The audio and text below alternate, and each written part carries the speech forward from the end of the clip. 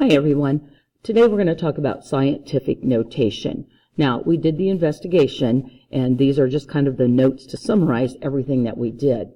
Again, scientific notation is a number written as the product of a number and a power of 10. The number must be greater than or equal to 1, but less than 10. So all we do when we work with scientific notation is we take a very large number or a very small number and we write it in a form that's easier to use. So what you have right here is an example of scientific notation. I have a number between 1 and 10.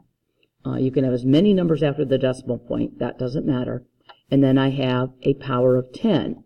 And then the exponent is going to tell us how far we're going to move the decimal point. So when we have a number that is in standard form, and standard form would be the number that's in the form that you're used to, we can change those very, very large numbers to scientific notation. 3 steps. Place the decimal point so that there is one non-zero digit to the left of the decimal point. So again, you have a decimal point. To the left of the decimal point is the number, or are the numbers 1, 2, 3, 4, 5, 6, 7, 8, 9. You're then going to count the number of decimal places the decimal has moved from the original number. This will be the exponent of the 10. A very large number will result in a positive exponent. A very small number will result in a negative exponent. Now, when we take a number that's in scientific notation and we move it back to standard notation, we're going to do the opposite. We're going to move the decimal point to the right for positive exponents, and then the exponent will tell you how many places to move, and we're going to move it to the left for negative exponents. Again, the exponents will tell you how many places to move, and then you just write your resulting number.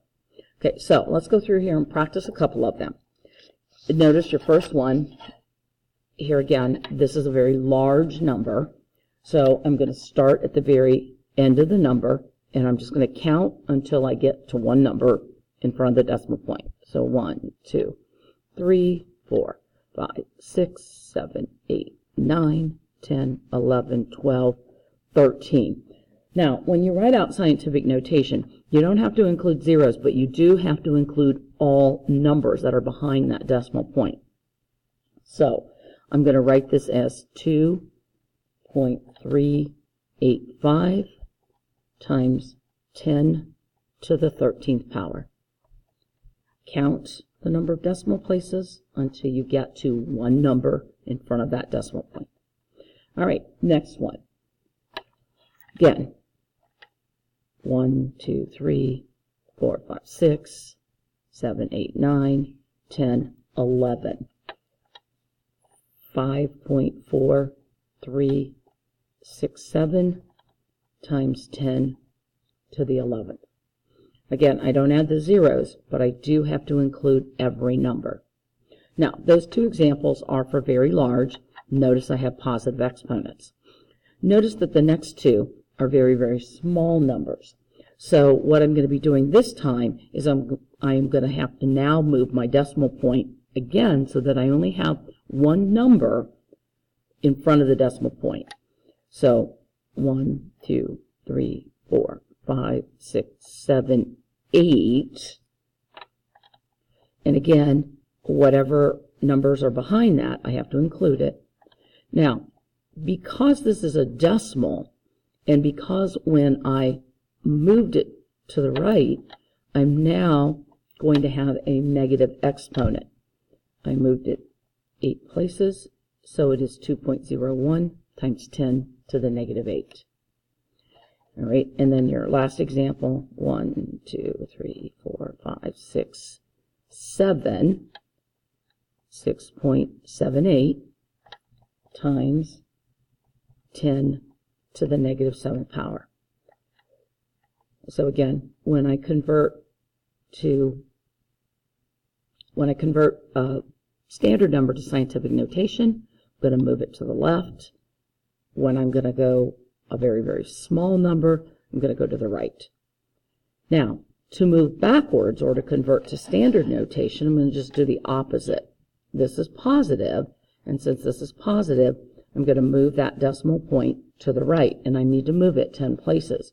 Well, I've already got 3 numbers there, so I have 1, 2, 3, 4, 5, 6, 7, 8, 9, 10, 11, 12, 13, 14, 15. So I'm going to fill in the rest with zeros. So I have 1, 2, 3, 4, 5, 6, 7, 8, 9, 10, 11, 12, 13, 14, 15. Now, if you want to go through and put your commas in, that's always a good idea because then that kind of helps you see what your number looks like. Move the decimal point opposite direction. Okay, on this next one, again, I've got 1, 2, 3, 4. I've already got 5 numbers there. So I'm just going to have to add 5 zeros. So 4, and then 5, 9, 8, 0, 6, and then 1, 2, 3, 4, 5 zeros. And again, if you just want to separate, you can put your commas in. Now, you want to be careful now. The next 2 are negative. If it's a negative number, remember, a negative exponent means I have a fraction. So this time, I'm going to end up moving that decimal point to the left. I've got 1 number there. I need to move a total of 8 places, so that means I'm going to add 7 zeros. So put your decimal point, 1, 2, 3, 4, 5, 6, 7, and then your 53. Same way on the last one. I've already got a 0.2. Now remember, you're moving to the left, so I've got 1 decimal point, so I'm going to just have to add 8 zeros. 1, 2, 3, 4, 5, 6, 7, 8.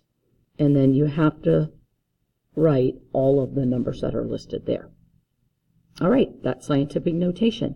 Make sure that you fill in your Google form. If you have any questions, bring it to class tomorrow.